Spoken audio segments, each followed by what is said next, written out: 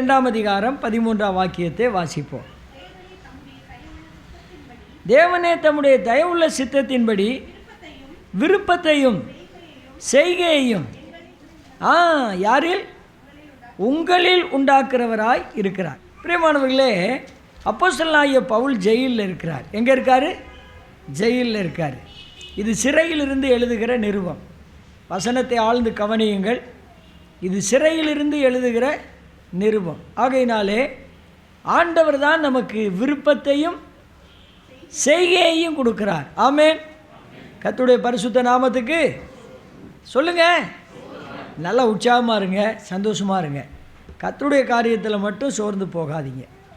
கவனிங்க, எவ்வளோ அருமையாக அப்போஸ்தலனாகிய பவுல் அந்த சபையாருக்கு சொல்லுகிறார். ஏன்னு சொன்னால், நான் வெள்ளிக்கிழமை அந்த விஷயங்களை சொன்னேங்க ஜெபத்தில். காரணம், தேவன் அற்புதமான நிலையில் கிரியை செய்கிறார்.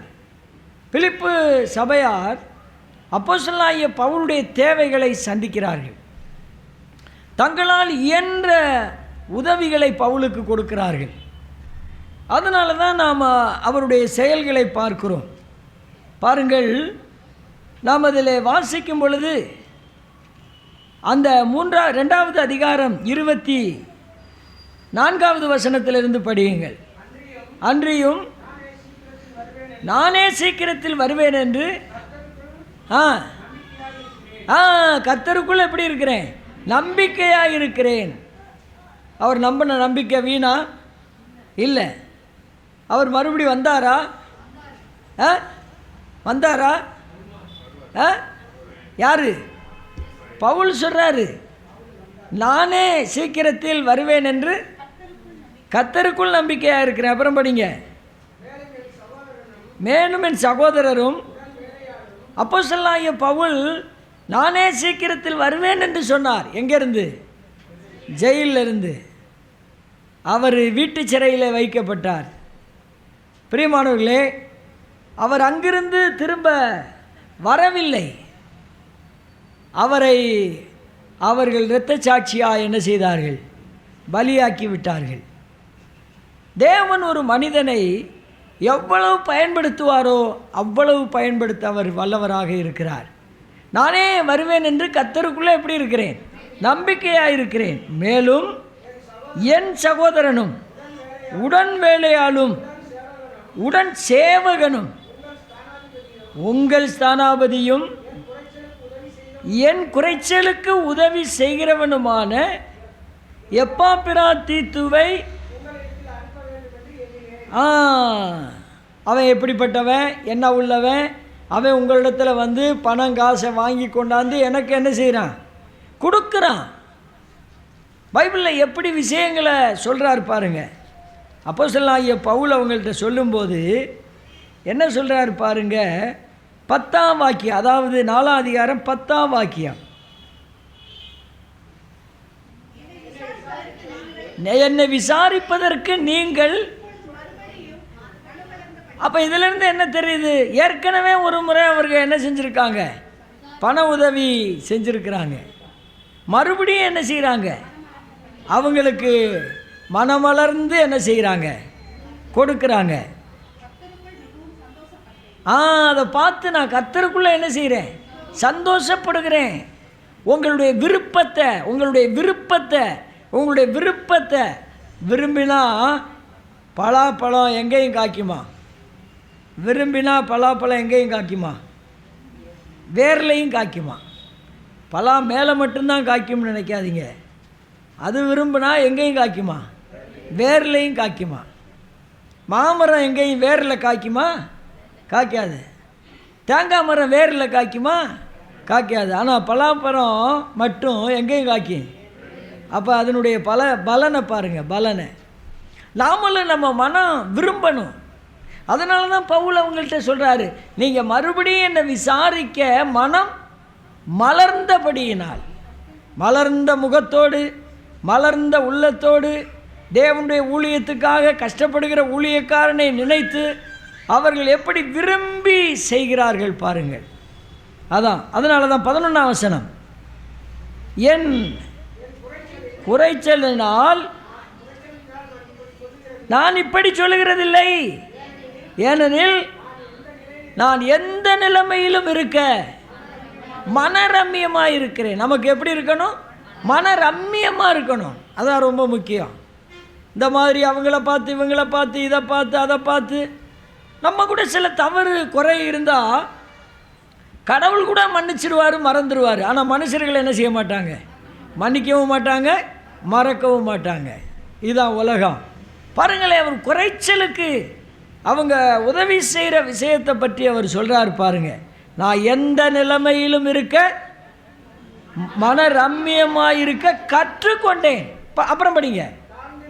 எனக்கு தாழ்மையாக இருக்கவும் தெரியும், வாழ்ந்திருக்கவும் எனக்கு தெரியும், எவ்விதத்திலும் எல்லா விதத்திலும் திருப்தியாக இருக்கவும், பட்டினியாக இருக்கவும், பரிபூரணமடையவும், குறைவுபடவும் என்ன செய்யப்பட்டேன்? போதிக்கப்பட்டேன். பவுலுக்கும் யாரோ என்ன பண்ணியிருக்காங்க? பரிசுத்த ஆவியானவர் போதிச்சு கொடுத்துருக்கிறாரு.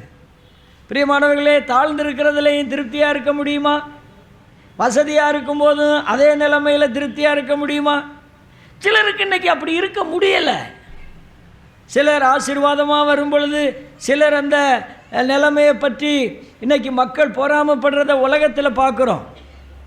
பிரியமானவர்களே, நாம் தாழ்ந்திருக்கவும் தெரியணும், வாழ்ந்திருக்கவும் தெரியணும். மனரம்யமாக இருக்க நான் கற்றுக்கொண்டேன், போதிக்கப்பட்டேன்.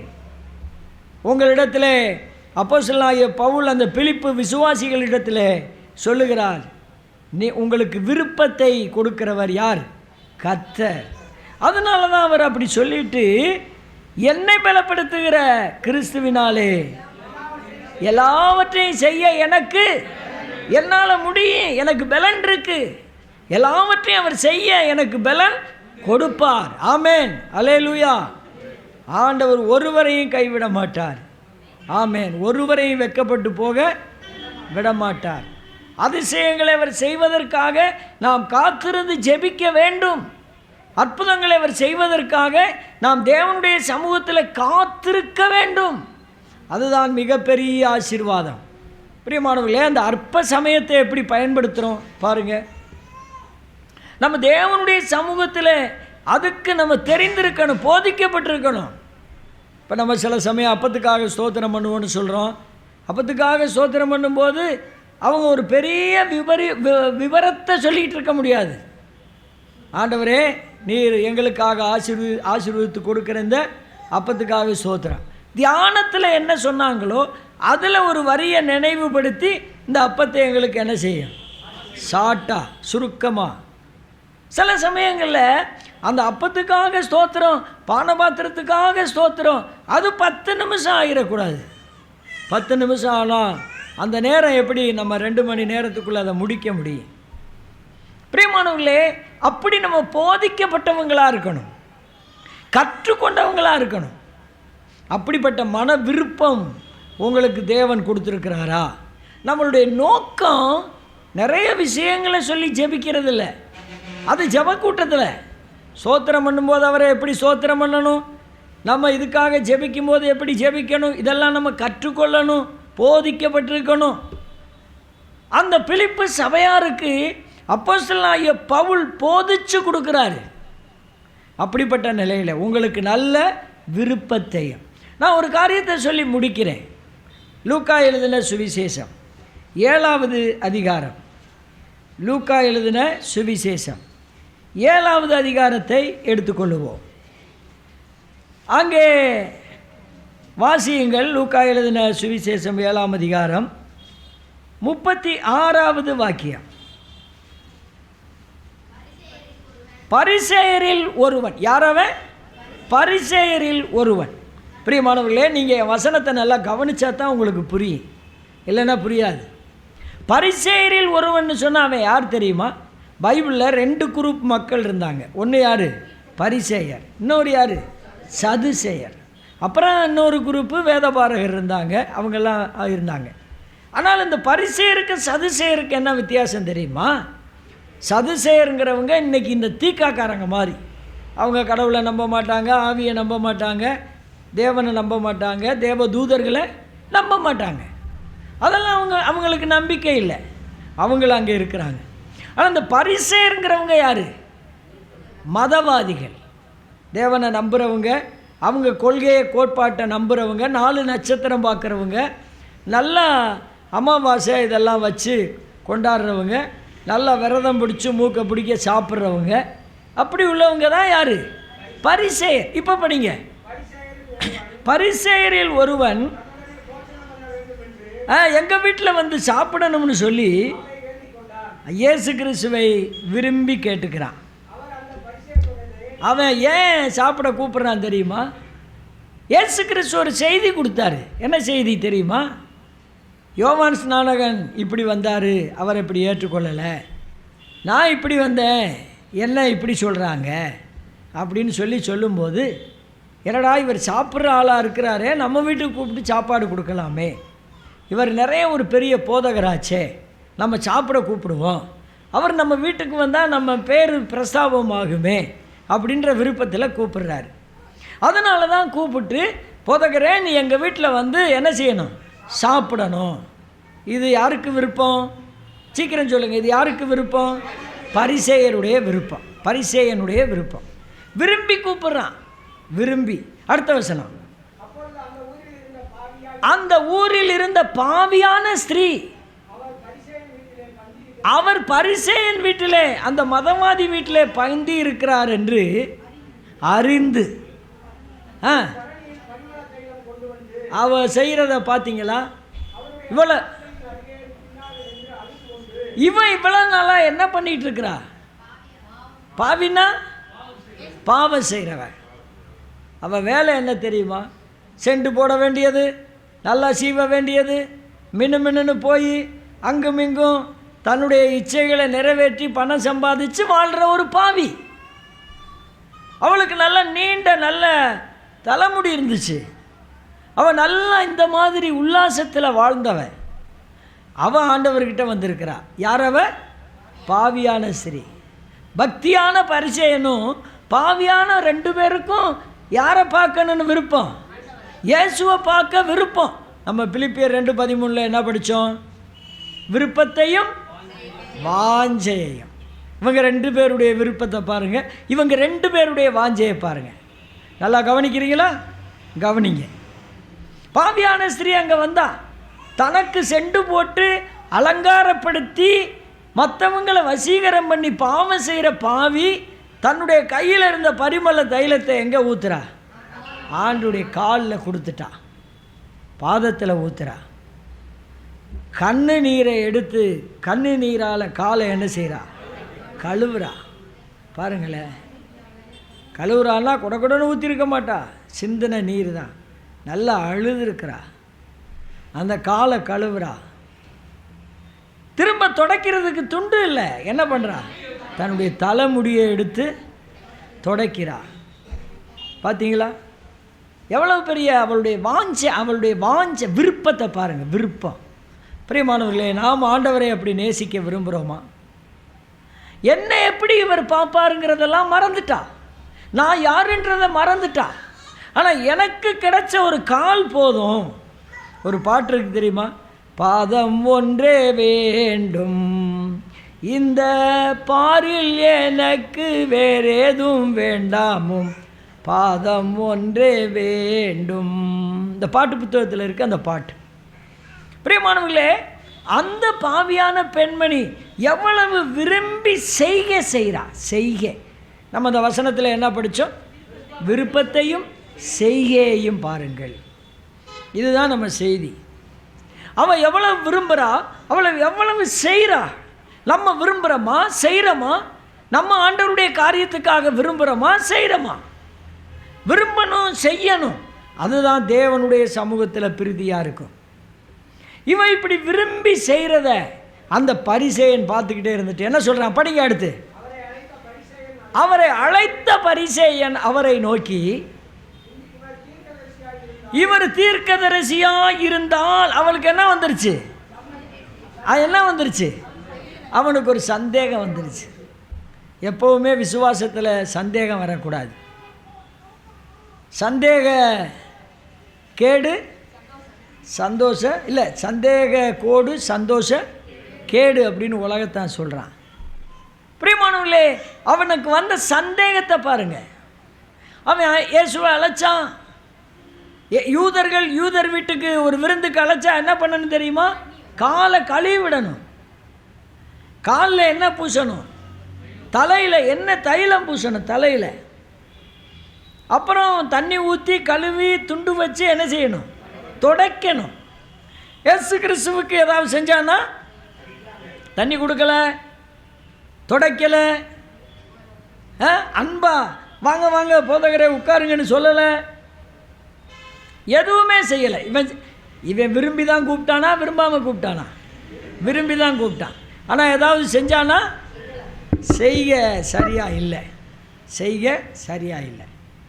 கவனிங்க ரெண்டு பேருக்குள்ள வித்தியாசத்தை. இந்த ஒரு வசனத்தில் இன்னும் 100 பிரசங்கம் இந்த பைபிளுக்குள்ளே இருக்குது.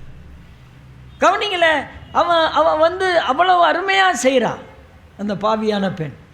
இவர் தீர்க்கதரிசியாக இருந்தால் இவளை தொட்டு இப்படியெல்லாம் செய்கிறவர் இன்னார் என்று அறிந்திருப்பார். இப்படி தான் இன்னொருத்தர் சந்தேகப்பட்டார். வாசிங்க மத்தேயு 11:3 கொஞ்சம் வேகமாக படிங்க. மத்தேயு 11:3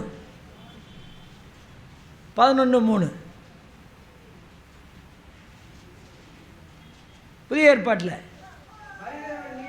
வருகிறவர் நீர்தானா அல்லது வேறொருவர் வர காத்திருக்க வேண்டுமா? யாரு? யோவான் ஸ்நானகன் யாருக்கிட்ட? இயேசு கிறிஸ்துவிடத்தில். அதனால் அவன் ஒரு பெரிய இடரலை அடைஞ்சான். எப்பவுமே நம்முடைய கர்த்தர் மேலே சந்தேகம் நமக்கு வரவே கூடாது. அல்லேலூயா. ஆண்டவர் மீது விசுவாசம் வச்சிருக்கிற நாம சந்தேகமான கேடுகளுக்குள்ளே விழுந்துடக்கூடாது. நம்ம யாரும் ஆவியானவர் நமக்கு சொல்லுகிறார், நம்ம மனசில் அவங்கவுங்க கிரியைகளுக்கு தக்கதாக என்ன செய்வார்? நியாயம் தீர்ப்பார். நீங்களும் நானும் பாவியாக நினச்சிக்கிட்டு இருக்கிறவங்கள இயேசு கிறிஸ்து என்ன ஆக்கி வச்சிருப்பார்? பரிசுத்தமாக்கி வச்சிருப்பார். ஆனால் நம்மளை பரிசுத்தம் நினச்சிக்கிட்டு இருப்போம். இயேசு கிறிஸ்து என்ன ஆக்கி வச்சிருப்பார்? மகா பாவியாக வச்சிருப்பார். அங்கே தான் விஷயம் தெரிஞ்சுக்கணும். பிரியமானவர்களே, நம்முடைய விருப்பம் எப்படி இருக்கிறது? என்ன விரும்புகிறீங்க? எதை விரும்புகிறோம்? எதை செய்கிறோம்? பார்த்தீங்களா? ஆனால் ஆண்டவர் அவனுக்கு ஒரு காரியம் சொல்ல ஆரம்பிக்கிறார். 40ஆம் வசனம். இயேசு அவனை நோக்கி, சீமோனே, படிங்க, நான் உனக்கு ஒரு காரியம் சொல்லணும். ஒரு காரியம், பல காரியம் சொல்ல விரும்பலை, ஒரே ஒரு காரியம். நீ தெரிஞ்சுக்க, நீ ஒரு கடனாளி, அவள் ஒரு கடனாளி. அப்படின்னா என்ன தெரியுமா? நீ ஒரு பெரிய பாவி, அவள் ஒரு சின்ன பாவி. அப்படி சொல்லலை. அவள் ஒரு பெரிய பாவி, 500 வெள்ளிக்காசு கடன்பட்டவன். நீ எவ்வளவு? நீ 50 வெள்ளிக்காசு. சொல்கிறாரா விவரத்தை? நல்லா கவனிங்க. அப்போ இவங்க 2 பேரையும் அங்கே வச்சு அவர் பேசும்போது ஆண்டவர் அதை குறித்து சொல்லி விவரித்த பிறகு, நீங்கள் அதுக்கப்புறம் கொடுக்க அவளுக்கு அவங்க 2 பேருக்குமே நிர்வாகம் இல்லை. அதை என்ன பண்ணிட்டார்? மன்னிச்சிட்டார். 43ஆம் வாக்கியம். சீமோன் பிரதியுத்தரமாக சொல்கிறாரு, எவனுக்கு அதிகமாய் மன்னிக்கப்பட்டதோ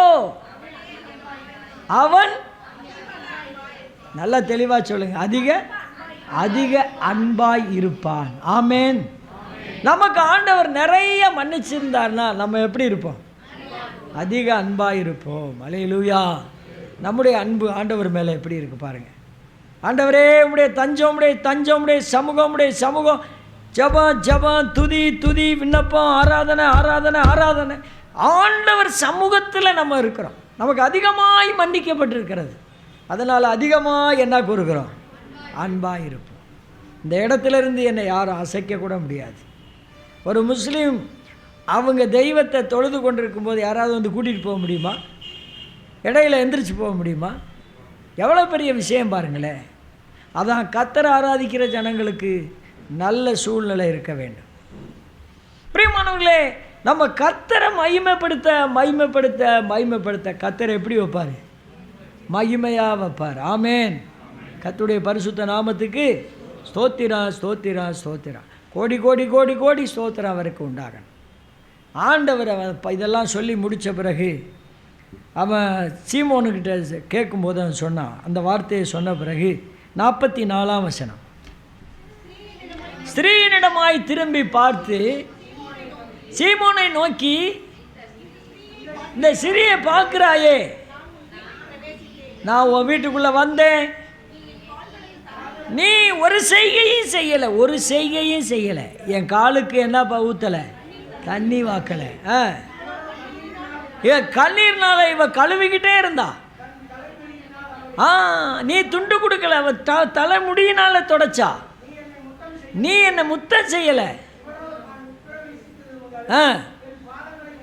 ஓயாமல் அவ செய்கையை பார்த்தீங்களா? நீங்களே நான் எப்படி காலையில் கர்த்தரை ஆராதிக்கிறோம். இன்றைக்கி நிறைய பேருக்கு கர்த்தரை ஆராதிக்கிறதுக்கு இடரல் அடைகிறாங்க. ஏங்க, கர்த்தரை அவங்களுக்கு இடையூறு பண்ணார், கர்த்தரை அவங்களுக்கு தீமை செஞ்சார், கர்த்தரா நமக்கு சஞ்சலம் பண்ணார், கர்த்தரா நமக்கு வியாதியை விட்டார். பிரியமானவர்களே, நேற்று இறந்து போன அந்த தேவனுடைய ஊழியக்காரர் மிகப்பெரிய கோடீஸ்வரர்கள். அவங்களுக்குன்னு ஒரு ஏரியா இருக்குது, அவங்க பேரில் தெரு இருக்குது, அரசாங்கத்துக்கும் தெரியும். அவங்க பேரில் அந்த சர்ச்சு 2 கோடி ரூபா விலையுள்ள சர்ச்சு, நம்ம சகோதர சபை. அவங்க யார் எப்போ போனாலும் கொடுத்துக்கிட்டே இருப்பாங்க. அவ்வளோ பெரிய ஒரு குடும்பம். நான்லாம் ஒரு நாளும் அவங்கள்ட்ட போனதில்லை. ஆனால் அப்படியெல்லாம் செய்யக்கூடிய அவங்க, பிரியமானவர்களே, ஒரு பெரிய மிராக்கள் என்ன தெரியுமா? சில நோய் நொடிகள் அவங்களுக்கு வந்துருந்துச்சு. அதனால் அவங்க கவலையே படலை. சந்தோஷமாக கர்த்தருடைய ராஜ்யத்துக்கு அவரை அனுப்பியிருக்கிறாங்க. அந்த குடும்பத்தார் ரொம்ப ஆறுதலோடு இருக்கிறாங்க. அதான் அவங்க செய்த செய்கைகள் கணக்கெடுக்கப்படும். பாருங்களேன், அவங்களுக்கு கொடுத்த விருப்பம் அவங்களுடைய செய்கை. ஆனால் வீட்டுக்கு அழைச்சி, ஊழியத்துக்கு அழைச்சி, அவங்களே ஆண்டவருக்கு விருந்துக்கு அழைச்சி ஒரு பலனும் பெற்றுக்கொள்ளாமல் போயிட்டான். கீழே வாசிக்கும்போது 47ஆம் வசனத்தை பாருங்கள். ஆதலால் நான் உனக்கு சொல்கிறேன், சகோதரியே சகோதரனே, நான் உனக்கு சொல்கிறேன், இவன் செய்த அநேக பாவங்கள், ஆமென். எப்படி மன்னிப்பு? மன்னித்தார் மீறுதல், மூடினார் பாவங்கள். பாட்டு பாடுறோம் இல்லையா? எப்படி மன்னிப்பு, எப்படி மூடினார்? தேவனிடத்தில் மன்னிப்பையும் இரக்கத்தையும் பெற்றுக்கொள்ள தெரிஞ்சவங்க மனசில் பயப்படவே மாட்டாங்க. ஆமென் சொல்லுங்கள். அதை குறித்து பயப்படவே மாட்டாங்க. அதாங்க தேவன் நமக்கு கொடுத்துருக்கிற தைரியம். கர்த்தருடைய பரிசுத்த நாமத்துக்கு ஸ்தோத்திரம். பாருங்களேன், விருப்பத்தையும் செய்கையும் கொடுக்குற தேவன். இவன் விரும்பித்தான் ஆண்டவரை விருந்துக்கு அழைச்சான், ஒரு நன்மையும் அவன் பெற்றுக்கொள்ளலை. ஆனால் அந்த பாவியான ஸ்திரீ விரும்பி அழைக்கலை, விரும்பி வந்தா. அவன் நிறைய செய்கைகள் செஞ்சா. அதனால தான் கர்த்தர் சொன்னார், இவள் செய்த அநேக பாவங்கள் மன்னிக்கப்பட்டது, இவள் மிகவும் அன்பு கூர்ந்தாள். ஆமென். ஆமாம். எனக்கு இங்கே ஆராதனை முடிச்சுட்டு பூசாரிப்பட்டிக்கு ஆராதனைக்கு போகணும். உங்களுக்கு ஒரு ஞாபகம் சொல்கிறேன். ஒரு காலத்தில் இங்கே காலையில் ஆராதனை முடிச்சுட்டு, பூசாரிப்பட்டியில் போய் ஆராதனை முடிச்சுட்டு, பெரிய குளத்தில் போய் ஆராதனை முடிச்சுட்டு, அதுக்கப்புறம் நானும் செலினாவும் எங்கே போவோம்? பெரிய பண்ணக்காட்டுக்கு போவோம். எத்தனை ஆராதனை? 4 ஆராதனை. அது மட்டும் இல்லாமல் இடையிலையும் சில வீடுகளில் போய் நடக்க முடியாமல் வியாதியினால் கிடக்கிற மக்களுக்கு அப்பம் விட்டு ஆராதிக்க போயிடுவேன். எவ்வளோ சந்தோஷமாக இருக்குன்னு தெரியுமா? நாள் முழுசும் என்ன ஆராதனை. மிகவும் அன்பு கூர்ந்தாலே. என்னங்க நேரம் கடவுள் சமூகத்தில் இருக்கிறதுக்கு? அன்பு கூர்ந்தாலே. கீழே வாசிங்க, நான் முடிக்கிறேன், டைம் முடிச்சு.